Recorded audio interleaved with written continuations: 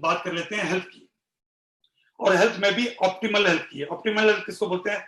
जब हमारा physical body, उसके सारे ऑर्गन्स और हमारा ब्रेन सिंक में काम करे, ऑप्टिमली काम करे, जैसा करना चाहिए वैसे करे, up to the mark perform करे, उसको बोलते हैं ऑप्टिमल हेल्थ, राइट।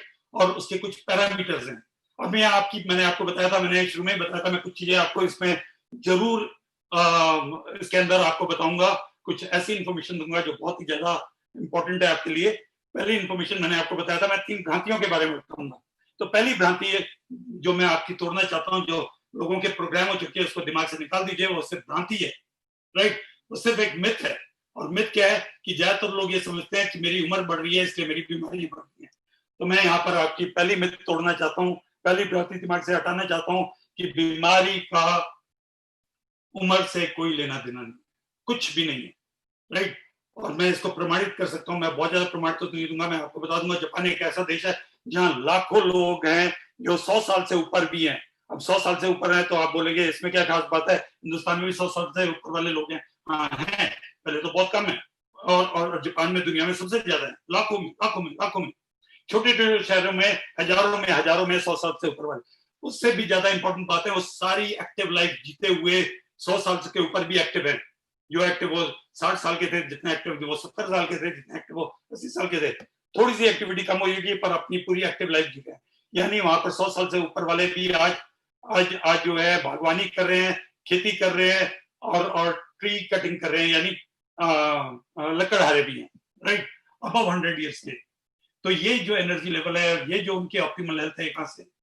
उनको कुछ ऐसी बातें पता है जो औरों को नहीं पता। और बाकी जिनको नहीं पता वो ये समझते हैं कि मेरी उम्र बढ़ गई है, 50 साल से ऊपर हो गई, और हमें प्रोग्राम भी किया जा रहा है, राइट। ज्यादातर आप मेडिकल एस्टेब्लिशमेंट में जाएंगे और उनको बोलेंगे कि आजकल मेरी सांस फूलती है, सिर में दर्द रहता है, बदन में दर्द रहता है, मांसपेशियों में दर्द रहता है, टांगों में दर्द रहता है, घुटनों में दर्द रहता है, राइट। उसके अलावा सांस जल्दी जल्दी फूलती है, फोकस नहीं कर पाता, कॉन्सेंट्रेट नहीं कर पाता, थकान मेरे को जल्दी हो जाती है, नींद मेरे को रात को आती नहीं है। आप इतनी सारी बातें बताएंगे तो वो बोलेंगे आपकी उम्र कितनी है? आप बोलोगे लगभग 48, 49, 50 के आसपास हो गया। तो बोलेंगे अगर 50 साल हो गया तो भैया अब तो बीमारियां लगी रहेंगी, अब तो बीमारियों का सामना करना ही पड़ेगा, अब तो आपका आवागमन लगा ही रहेगा। अब आपका बीमारी और दवाइयां और अस्पताल और केमिस्ट और सब, ये आपका आवागमन अब आपका लगा रहेगा। तो मैं यहाँ पर आपको पहले ही बता देता हूँ फ्रेंड्स, ये सब गलत है, ये मिथ है, ऐसा कुछ भी नहीं है। बीमारी का उम्र से कुछ भी लेना देना नहीं है। आप 70 साल के भी एक्टिव हो सकते हैं, 80 साल के भी, 90 साल के भी। मैं आपको एक और उदाहरण देता हूँ, आज 108 साल के हो गए हैं, एक हिंदुस्तान के एथलीट है, उनका नाम है फौजा सिंह, राइट। और इस समय वो हिंदुस्तान में ही, और एक हिंदुस्तान के एक शहर में, पंजाब के एक शहर में इस समय, और 160 साल की उम्र में भी वो 107 साल तक तो मैंने उनको देखा कि वो मैराथन दौड़ते हैं, और साल की 3 मेजर मैराथन दौड़ते हैं। और मैराथन कितने किलोमीटर की होती है ये आप अच्छी तरह से जानते हैं, 42 किलोमीटर की मैराथन दौड़ते हैं, साल में थ्राइस इंटरनेशनल कंपटीशन में पार्टिसिपेट करते हैं, राइट। तो ये जो है, अगर 100 साल ऊपर वाले भी एक्टिव रह सकते हैं तो 50 साल वाला क्यों नहीं रह सकता? पर हमारे को प्रोग्रामिंग की जा रही है कि उम्र बढ़ रही है इसलिए आपकी बीमारी बढ़ रही है, हटा दीजिए उसको। तो 4 पिलर्स मैं आपको बता रहा हूँ ऑप्टिमल हेल्थ के। 4 पिलर के हैं ऑप्टिमल हेल्थ के, इस चारों की चारों मैं यहाँ पे लिख रहा हूँ, ये अति आवश्यक पिलर्स हैं। और ये पिलर्स आपको याद हो गए, और इतनी आसानी से मैं आपको याद कराऊंगा कि आपको कभी दिक्कत नहीं, आप भूलेंगे नहीं जिंदगी में। और भूलेंगे नहीं तो आपकी आपकी आपकी हेल्थ भी जो है वो खराब नहीं होगी, क्योंकि ये याद रखेंगे तो वो सही काम करते रहेंगे। तो पहले दिमाग में और दिल में बसना चाहिए, तभी आदमी उस पर अमल करता है, इंप्लीमेंट करता है। तो ये 4 पिलर्स के हैं। पहला पिलर है ई, दूसरा पिलर है ए, तीसरा पिलर है आर, और चौथा पिलर है एन। ये 4 पिलर्स हैं ऑप्टिमल हेल्थ के, और चारों को इकट्ठा जोड़ दो तो एक वर्ड बनता है, उसको बोलते हैं अर्न। और जैसे ही अर्न आपके दिमाग में आएगा तो वैसे ही आपके दिमाग में पैसे आएंगे, राइट। अर्न यानी मनी अर्न करना, पैसा अर्न करना। तो साइंटिस्ट बोलते हैं, हेल्थ एक्सपर्ट्स बोलते हैं, लेजेंड्स बोलते हैं कि जिस तरह से हम पैसा अर्न करते हैं या लाइफस्टाइल अर्न करते हैं, उसके लिए खून पसीना लगाते हैं, बहुत मेहनत करते हैं, फोकस रहते हैं कि मैंने अपनी लाइफस्टाइल इंप्रूव करनी है, घर में ये सामान खरीदना, उसके लिए पैसा कमाना है ढेर सारा, इसलिए मुझे काम करना और फोकस होकर रोज काम करना। तो जिस तरह से अर्निंग के लिए हम मेहनत करते हैं, तो साइंटिस्ट बोलते हैं उसी तरह से हमें हेल्थ के लिए भी, हेल्थ भी हमें अर्न करनी पड़ेगी। घर पे बैठ के नहीं आएगी, घर पे बैठ के सिर्फ बीमारियां आएंगी, उसके अलावा कुछ नहीं होगा। तो हमें हेल्थ को भी अर्न करना पड़ेगा। अब वो कैसे अर्न करेंगे? ई स्टैंड्स फॉर एक्सरसाइज, एक्सरसाइज। आप बोलेंगे इसमें कौन सी नई बात है, सब जने जानते हैं, बचपन से हमें स्कूल टाइम से सिखा रहे हैं कि exercise is good for health. पर मेरे दोस्त करते कितने लोग हैं, करते कितने लोग हैं? आप बोलेंगे कि मेरे पास समय ही नहीं है, मेरे पास जगह ही नहीं है, ना मेरे पास समय ना मेरे पास जगह। आज आपके सारे के सारे एक्सक्यूजेस खत्म कर रहा हूं मैं। ना आपको समय की जरूरत, ना आपको जगह की जरूरत है। 10x10 के रूम में आपके पास गार्डन नहीं है, आपके पास आपके सामने कोई बगीचा नहीं है, आपके सामने कोई पार्क नहीं है, आपके सामने कोई स्टेडियम नहीं है, आपके सामने जिम नहीं है, तो भी आप 10x10 के रूम में या उससे भी छोटे रूम में ये एक्सरसाइज कर सकते हैं। इसको बोलते हैं हाई इंटेंसिटी इंटरवल ट्रेनिंग, और यहाँ पे लिख देता हूँ HIIT, high intensity interval training. High intensity interval training क्या होती है? ये कटिंग एज इंफॉर्मेशन आपको दे रहा हूँ। ये वो ट्रेनिंग है जो बहुत, जिसके बारे में बहुत कम लोग जानते हैं। इसको गूगल कर लीजिए, इसको यूट्यूब में डाल के बहुत सारी एक्सरसाइज निकल जाएगी। आप स्किपिंग से लेकर कुछ भी एक्सरसाइज जितनी भी वहां पे बताई जा रही है, कोई भी एक्सरसाइज कर सकते हैं। और इसके स्पोर्ट्स में कर सकते हैं। आप शुरुआत 2 मिनट से कर सकते हैं, 2.5 मिनट से ज्यादा 5 मिनट तक जा सकते हैं। बहुत हो जाएगा 5 मिनट। 5 मिनट शुरुआत में नहीं कर पाएंगे आप, 3 मिनट भी करना मुश्किल हो। स्टार्ट विद 2 मिनट्स, या जितना बॉडी आपकी जितनी एडजस्ट करे आसानी से कर पाए। पर हर जगह नहीं करनी है। जिनके हार्ट डिजीज है, जिनको स्टेंट लगने वाला है, स्टेंट लग चुके हैं, जिनके बाईपास ऑपरेशन हुए पड़े हैं या होने वाले हैं, या जिनका बीपी बहुत हाई रहता है, या कोई और प्रॉब्लम है, कोई और मेडिकल बहुत बड़ी प्रॉब्लम चल रही है, तो उनको ये हाई इंटेंसिटी नहीं करना चाहिए। उनको ब्रिस्क वॉकिंग से स्टार्ट कर देना चाहिए, हल्के हल्के, और धीरे धीरे बॉडी कस्टम्ड हो जाएगी और फिर आगे चलकर ये करना शुरू कर देंगे। पर उससे पहले आप चेक कर लें किसी एक्सपर्ट से, क्या मुझे हाई इंटेंसिटी इंटरवल ट्रेनिंग करनी चाहिए कि नहीं करनी चाहिए। पर इसके फायदे मैं आपको बता सकता हूँ। 2 मिनट लगेंगे, 10x10 का रूम लगेगा, एक्सक्यूजेस आपकी सारी खत्म हो जाती है। 2 मिनट में कर सकते हैं, ना टाइम है ना जगह चाहिए, सिर्फ आपको एक विल चाहिए कि मुझे ये करनी है। और ये करेगा क्या? ये बहुत सारे फायदे। न्यूरोजेनेसिस इसका एक सबसे बड़ा फायदा है। यानी कि आज मेडिकल साइंस बोलती है दिमाग की जो नर्व्स हैं, जिसको ग्रे मैटर बोलते हैं या न्यूरॉन्स बोलते हैं, वो रीजनरेट नहीं किए जा सकते। न्यूरॉन्स जो है, जो खत्म हो चुके हैं, श्रिंक कर चुका है ब्रेन, उसको दोबारा से ओरिजिनल जगह पे नहीं लाया जा सकता। जो खत्म हो गया वो खत्म हो, जितनी यादाश्त गई वो गई, जितना संकीपना आना था वो आ चुका, उसको रिवर्स नहीं किया जा सकता, ठीक नहीं किया जा सकता। पर ये गलत है ये इंफॉर्मेशन, राइट? हमारा ब्रेन रीजनरेट कर सकता है न्यूरॉन्स को। और हाई इंटेंसिटी इंटरवल ट्रेनिंग एक ऐसी एक्सरसाइज है जो आपके न्यूरोजेनेसिस कर सकते हैं, नए न्यूरॉन्स को उसका जन्म दोबारा से कर सकती है, वो दोबारा से आ सकते हैं, राइट? वो पैदा हो सकते हैं। तो ये जो है न्यूरोजेनेसिस हाई इंटेंसिटी ये करती है। दूसरा, ब्लड सर्कुलेशन बढ़ा देती है। बॉडी के अंदर ऑक्सीजन की मात्रा बढ़ जाएगी, ब्लड सर्कुलेशन बढ़ेगी तो ऑक्सीजन की मात्रा बढ़ेगी, ऑक्सीजन की मात्रा बढ़ेगी तो एनर्जी लेवल्स आपके बढ़ जाएंगे, एनर्जी लेवल्स ही नहीं बढ़ेंगे, आपके चेहरे पर रंगत आ जाएगी। क्यों आएगी? जब आप एक्सरसाइज करेंगे तो एक और काम होगा, जो पिट्यूटरी ग्लैंड है वहां से कुछ सिक्रीशंस होंगी, वहां से कुछ हार्मोन सिक्रीट होंगे। वो जो हार्मोन्स हैं उनको बोलते हैं एंडोर्फिन्स। एंडोर्फिन्स जो है उनको बोलते हैं हैप्पी हार्मोन्स, राइट? डोपामीन्स हो गए, सेरोटोनिन्स हो गए, ये सब हैप्पी हार्मोन्स हैं। ये हैप्पी हार्मोन्स क्या होते हैं? आपके चेहरे पर रंगत ला के रखते हैं, आपको होप देते हैं, राइट? आपको अच्छा जीने की, आपको हमेशा उम्मीद बनाए रखते हैं, आपको अलर्ट रखते हैं, एक्टिव रखते हैं, आपको एनर्जाइज रखते हैं। पर जिनके ये हार्मोन्स नहीं निकलते, वो निढाल पड़े रहते हैं, डिप्रेसिव स्टेट में जाते रहते हैं, राइट? होपलेस हो जाते हैं, और उनको लगता है जिंदगी का कोई मकसद नहीं, कल क्या होगा, कल का पता नहीं, कुछ भी नहीं, उनको सारी नाउम्मीदी आ जाती है। तो अच्छे हार्मोन्स निकलने बहुत जरूरी है। आज ज्यादातर लोग जो है 365 दिन के शोक में चल रहे हैं। क्यों 365 दिन के शोक में चल रहे हैं? क्योंकि उनके हैप्पी हार्मोन्स रिलीज नहीं हो रहे। क्यों रिलीज नहीं हो रहे? क्योंकि उनका पिट्यूटरी ग्लैंड पूरा काम नहीं कर रहा। क्यों नहीं कर रहा? क्योंकि वो फिजिकल वर्क नहीं करते या हाई इंटेंसिटी इंटरवल ट्रेनिंग नहीं करते।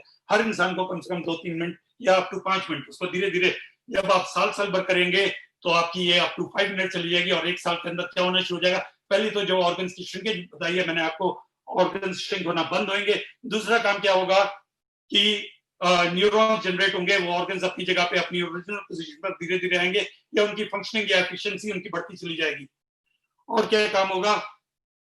और काम क्या होगा कि आप वापस आपके जो सिम्टम्स जो चल रहे थे बहुत सारी बीमारियों के, वापस धीरे धीरे कम होने शुरू हो जाएंगे। आपकी यादाश्त बेटर होनी शुरू हो जाएगी, आपकी कंसंट्रेशन बढ़ जाएगी, आप ज्यादा फोकस हो जाएंगे, आपकी एफिशिएंसी बढ़ जाएगी, आपकी काम करने की क्षमता बढ़ जाएगी, और आपके एंड रिजल्ट बढ़ जाएंगे। यानी सीधा सीधा आपकी इकोनॉमी पे फर्क पड़ेगा। अगर आपका पिट्यूटरी ग्लैंड आपका काम करना शुरू कर देता है, या वो हार्मोन सिक्रीट होने शुरू हो जाते हैं। तो राइट, तो ये जो है मैंने आपको ई के बेनिफिट बताया। एक है एटीट्यूड, एटीट्यूड पे बहुत ज्यादा समय नहीं लगाऊंगा, मैं जल्दी से बता दूंगा। ये सबको पता है कि सकारात्मक दृष्टिकोण कितना जरूरी है अच्छी जिंदगी जीने के लिए, और बहुत कम लोग जानते हैं कि सकारात्मक दृष्टिकोण से अच्छी हेल्थ भी मिलती है। और एक साइंटिस्ट हुए जिनका नाम है ब्रूस एच लिप्टन, और उनकी किताब है, मैं अक्सर दिखाता हूँ लोगों को, मेरे टेबल पर पड़ी रहती है। ये उनकी किताब का नाम है the biology of belief bye Bruce H Lipton. इनकी यूट्यूब में बहुत सारे वीडियोस हैं, उनको वीडियोस देखना शुरू कर दीजिए। ये किताब पढ़ सकते तो पढ़ लिया, हाईली टेक्निकल किताब है। और इस किताब की वजह से इनको नोबेल पुरस्कार मिला। इन्होंने क्या प्रमाणित किया कि जो हमारी कोशिकाएं हैं वो सीधा सीधा प्रभावित होती है हमारी सोच से, यानी हमारी जो सोच होगी वैसे हमारी कोशिकाएं, अगर हमारी सोच नेगेटिव होगी तो हमारी जो कोशिकाएं, हमारे जो सेल्स हैं वो नेगेटिवली बिहेव करेंगे। अगर हमारी सोच जो है वो पॉजिटिव होगी तो हमारे सेल जो है पॉजिटिव बिहेव करेंगे। और सोच किससे कंट्रोल होती है, सोच कैसे बनती है, राइट? 3 चीजों से, जो हम देखते हैं, जो हम सुनते हैं, जो हम पढ़ते हैं। फिर रिपीट कर रहा हूं, सोच बनती है जो हम देखते हैं, जो हम सुनते हैं, जो हम पढ़ते हैं, उसकी वजह से हमारी सोच बनती है। और जब एक तरह की सोच लगातार रहती है तो उससे एटीट्यूड बनता है, उसको बोलते हैं दृष्टिकोण। और दृष्टिकोण की वजह से हमारी धारणाएं बनती हैं, जिसको बोलते हैं पैराडाइम्स। और पैराडाइम्स की वजह से जिंदगी बनती है। आज जो आप जिंदगी जी रहे, वो पीछे जो आपकी सोच रही है उसकी वजह से आज की जिंदगी जी रहे। जो आप आज सोचोगे उसकी वजह से कल की जिंदगी, ना केवल आपकी इकोनॉमिकल जिंदगी, यानी इकोनॉमिक्स आपकी बदल जाएगी, आपके रहन सहन बदल जाएगा, आपकी लाइफ में फर्क आ जाएगा, आपके जीने का तरीका बदल जाएगा जैसी आज सोच आप रखेंगे, बल्कि आपकी फिजिकल हेल्थ भी बदल जाएगी। तो ओवरऑल जो है एक इंसान का पूरा सिनेरियो चेंज हो जाता है जब आप एक इंसान की सोच बदलती है, राइट? तो ये तो था, तो इसलिए पॉजिटिव सोचना शुरू कर दीजिए। आज से पॉजिटिव सोचना शुरू करेंगे तो आपको 6 महीने, साल, 1.5 साल बाद आप काफी पॉजिटिव होते चले जाएंगे और आपकी हेल्थ में फर्क पड़ता चला जाएगा, राइट? और उसको सोचते रहिए, क्योंकि 3 चीजें हैं उसको कंट्रोल करना है। क्या देखते हैं, क्या सुनते हैं, क्या पढ़ते हैं। गार्बेज नहीं, आपने सुना है गार्बेज इन गार्बेज आउट, आपने ये सुना हुआ है। तो हमने गार्बेज नहीं डालना अपने अंदर, छान छान के चीजें डालनी है। हमने सोचना है कि मेरे दिमाग में जा क्या रहा है और फिर उसके अंदर डालना है। उसकी वजह से आपकी हेल्थ पे भी फर्क पड़ेगा, आपकी लाइफ पे भी फर्क पड़ेगा। तीसरा जो पैरामीटर है, तीसरा फैक्टर है, तीसरा पिलर है ऑप्टिमल हेल्थ का, उसको बोलते हैं rest. R stands for rest. कितना रेस्ट चाहिए बॉडी को? 6 to 8 आवर्स का रेस्ट चाहिए। जब बॉडी हमारी अच्छी रेस्ट पे होती है, रात को अच्छी तरीके से सो रही होती है, उधर गिलास टूट भी जाए किचन में और आपकी नींद पर कोई विघ्न आए, तो इसका मतलब आप गहरी नींद में, आप अच्छी नींद में सो रहे हैं, ढंग की नींद में सो रहे हैं, चैन की नींद से सो रहे हैं। और जैसे ही वो नींद आपको मिलनी शुरू हो जाएगी तो आपके हार्मोन्स प्रॉपर फंक्शन करना शुरू कर देंगे। साइंटिस्ट बोलते हैं जब हमारी बॉडी रेस्ट पे होती है, ऑप्टिमल रेस्ट पे होती है, अच्छी तरह से रेस्ट ले रही होती है, तो हमारे हार्मोन्स पीक पर काम करते हैं। और दिन में जब हम एक्टिविटी करते हैं तो हार्मोन्स कम काम करते हैं। तो रात को हार्मोन्स साइंटिस्ट बताते हैं 11 और 1 के बीच में, 11 to 1 के बीच में, 11 PM to 1 PM के बीच में पीक पर हार्मोन्स काम करते हैं। पर आज की डेट पर 11 से 1 के बीच में ज्यादातर लोग हॉरर शो देख रहे होते हैं, सास बहू के सीरियल्स देख रहे होते हैं, तो उनकी सोच भी गड़बड़ हो रही होती है, हार्मोन्स भी गड़बड़ हो रहे होते हैं, इसलिए हेल्थ भी गड़बड़ हो रही होती है। तो सोचना शुरू कर दीजिए कि मेरे को रेस्ट किस तरह से करना है और किस तरह से अपने मोबाइल फोन को 11 से 1 के बीच में दूर रखना है और अपने टेलीविजन वगैरह। और लास्ट है न्यूट्रिशन। न्यूट्रिशन के बारे में पहले बात हो चुकी है, मैंने आपको न्यूट्रिशनल गैप के बारे में बताया, न्यूट्रिएंट के बारे में बताया। मैं आपको ये बता देता हूँ, पहले तो हमें अच्छी डाइट लेनी चाहिए। पर मैं एक बात बता दूं मेरे दोस्त, जैसी भी अच्छी डाइट लोगे तो उसके अंदर गैप रहेगा ही रहेगा, क्योंकि आज की डेट पर कुछ भी आप खा लो, न्यूट्रिशनल गैप बनेगा ही बनेगा। क्योंकि जो न्यूट्रिएंट्स 20 साल पहले हुआ करते थे, राइट, वो आज नहीं होते। जो न्यूट्रिएंट 40 साल पहले और भी ज्यादा न्यूट्रिएंट्स होते थे हमारे भोजन में, वो आज बहुत कम है और वो गिरते जा रहे। कितने परसेंट है? ऐसे हमारे इंडिया के जो संस्थान है वो बोलते हैं अराउंड 40 to 50% है। पर जो इंटरनेशनल साइंटिस्ट बोलते हैं इंडिया में जो न्यूट्रिएंट्स हैं जो बॉडी को मिल रहे हैं, इंडियंस को मिल रहे हैं, वो 30 to 35%, ज्यादा 40% है। तो एक क्या है, न्यूट्रिशन हमारे को मिल रहा है, न्यूट्रिएंट्स मिल रहा है, तो फिर उसका क्या इलाज है? उसका एक ही इलाज है, राइट? तो मैं अभी सोल्यूशन पे आऊंगा। मैंने आपको बताया लास्ट में एक फॉर्मूला बताऊंगा ऑप्टिमल हेल्थ का, पर मोटा मोटा बता देता हूँ। उसका इलाज है सप्लीमेंटेशन। जब मुझे पता है कि भोजन से पूरी चीजें मिलेंगी नहीं, मुझे भोजन से ट्रेस मिनरल्स नहीं मिलेंगे, मुझे भोजन से मिनरल नहीं मिलेंगे, मुझे भोजन से पूरे विटामिन नहीं मिलेंगे, या भोजन से मेरे को प्रॉपर पूरा अच्छा वाला फैट नहीं मिलेगा। अच्छे फैट की बात कर रहा हूँ, रिफाइंड फैट की बात नहीं कर रहा मैं। मैं वनस्पति तेल की बात नहीं कर रहा हूँ, वो बहुत बड़ा प्रॉब्लम है, मैं अच्छे फैट की बात कर रहा हूँ, तो वो अच्छा वाला फैट मिलेगा।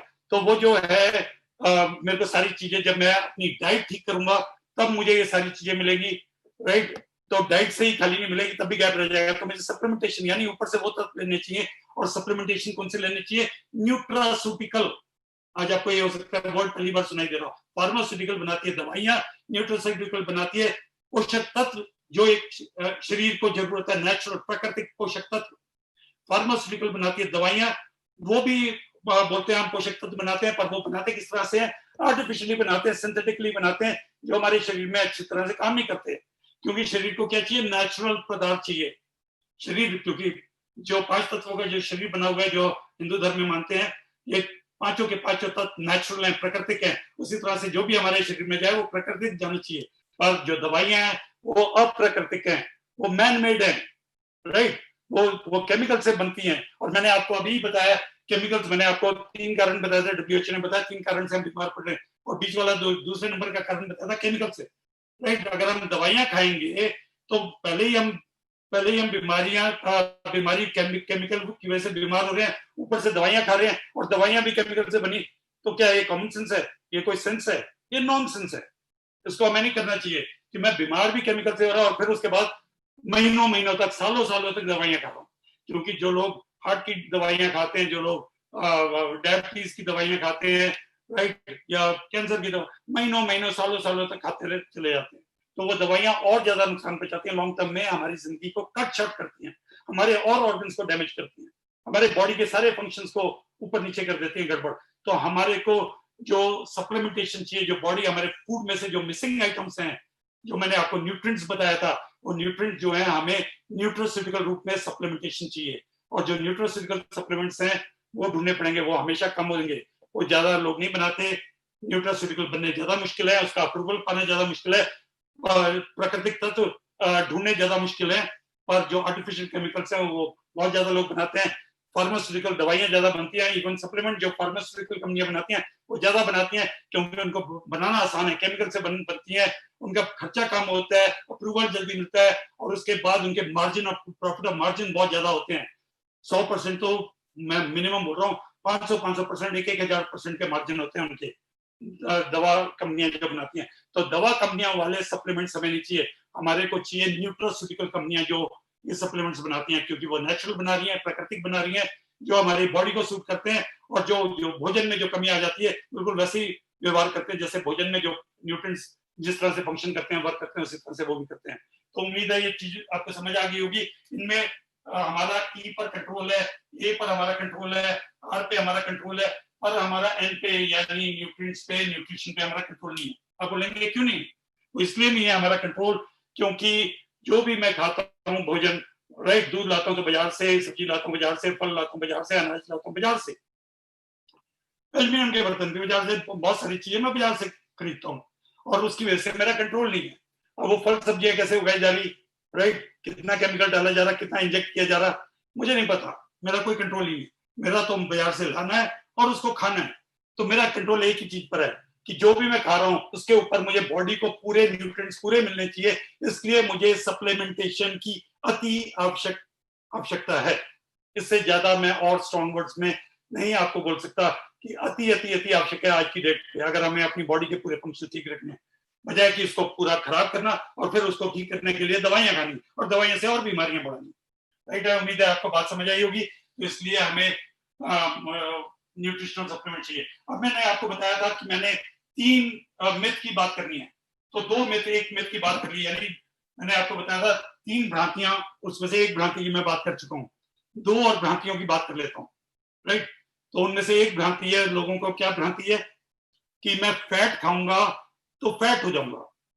तो फैट खाने से फैट नहीं होते मेरे दोस्त, ये साइंटिफिकली प्रूव हो गया है। और मैं अपने टेक्निकल पर्सन आशीष जी से रिक्वेस्ट करूंगा कि वो फैट फॉर फ्यूल वो किताब जो है उसका पोस्टर लगा दें यहाँ पर, राइट, उसका फ्लायर लगा दें, उसका पोस्टर, बुक का कवर लगा दें, राइट। ये बुक किताब मैं रेफरेंस के तौर पर यूज करता हूँ, बहुत सारी किताबें इसको यूज करता हूँ, राइट। ये किताब है डॉक्टर जोसेफ मरकोला या जोसेफ मरसोला, इनको कैसे भी बोल लीजिए, वर्ल्ड के बहुत बड़े डॉक्टर हैं और ये आज ऑल्टरनेटिव मेडिसिन में, नेचुरल मेडिसिन में मास्टरी किए हुए हैं।